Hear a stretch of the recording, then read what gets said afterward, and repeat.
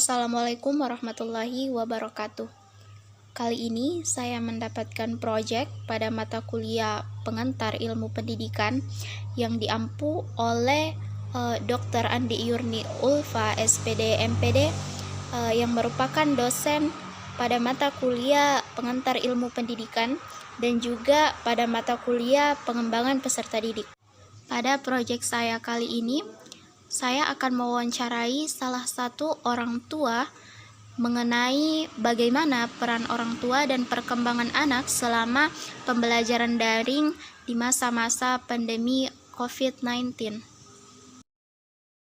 Orang tua murid yang menjadi narasumber saya adalah Ibu Siti Hardina SPD yang merupakan ibu dari 2 orang anak, yakni Adinda Siti Fadila Utami dan juga Ananda Ahmad Budi Santoso. Ibu Siti Hardina SPD berprofesi sebagai guru matematika yang saat ini mengajar di SMP 1 Gantarang Kekeh. Baik, sebelumnya perkenalkan, saya Andi Anissa Ahriani, mahasiswi dari Universitas Muhammadiyah Bulukumba, Fakultas Keguruan dan Ilmu Pendidikan. Kebetulan saya mengambil jurusan Bahasa Inggris. Kemudian saya diberi tugas oleh salah satu dosen untuk mewawancarai orang tua yang punya anak SD terkait dengan pembimbingan orang tua selama pembelajaran daring anaknya. Saya minta waktunya sebentar, Ibu. Maksudnya apanya itu? Untuk pembelajaran daring maksudnya di rumah? Iya, di rumah. Iya, karena kebetulan saya juga guru. Iya, saya mengajar di SMP.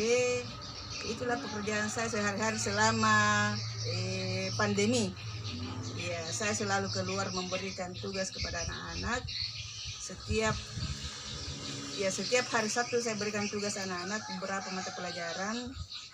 Setelah itu 1 minggu kemudian kami juga datangi siswa untuk mengumpulkan semua tugas-tugasnya.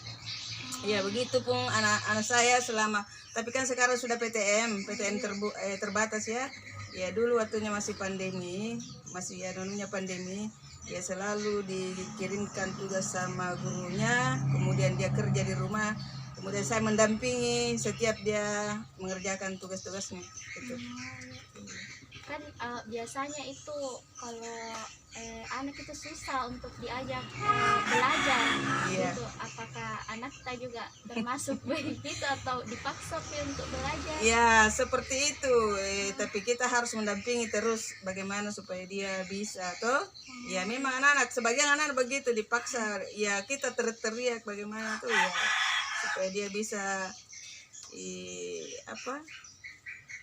mengerjakan atau apa yang diberikan sama gurunya. Nanti kita coba diperhatikan sempat ada tugasmu dari sekolah dikerjakan, jangan terus main HP saja main seperti itu. Jadi kalau misalnya ada tugasnya dari gurunya, sering untuk mengajukan pertanyaan kepada ibu kalau misalnya ada yang tidak dimengerti. Iya, sudah pasti. Ya, sudah pasti anak saya itu setiap ada tugas dari guru-gurunya saya harus mendampingi betul-betul. Dan saya suruh kerjakan. Nah, kalau memang ada yang kamu tidak tahu silakan ditanyakan, nanti saya berikan penjelasan seperti itu. Iya. Tapi caranya untuk diajak itu biasanya tidak memaksa anak. Ya, kalau anak saya sendiri saya tidak pernah paksakan, karena memang dia bagaimana dia enggak seperti dengan anak-anak yang lain bahwa nanti dipaksa. Kalau memang dia ada tugasnya pasti dia kerjakan. Dan dia panggil saya, "Ibu, tolong bantu saya bagaimana caranya ini." Dia tidak langsung menanyakan jawabannya, tapi dia menanyakan bagaimana ini, Mak, cara kerjanya seperti apa dah? Ya, seperti itu. Iya. Kalau ini kan selama pembelajaran daring itu biasanya waktunya terbatas untuk bermain. Iya. Bagaimana itu cara Ibu membagi waktu anak, waktu untuk bermain, istirahat, dan waktu untuk belajar? Dia kan pergi sekolah jam 7.30 toh? Iya. Biasa jam 10 pulang. Ya, saya suruh istirahat dulu, makan, istirahat. nanti setelah itu habis tidur apa bangun dia cari tugasnya terus dia kerjakan begitu.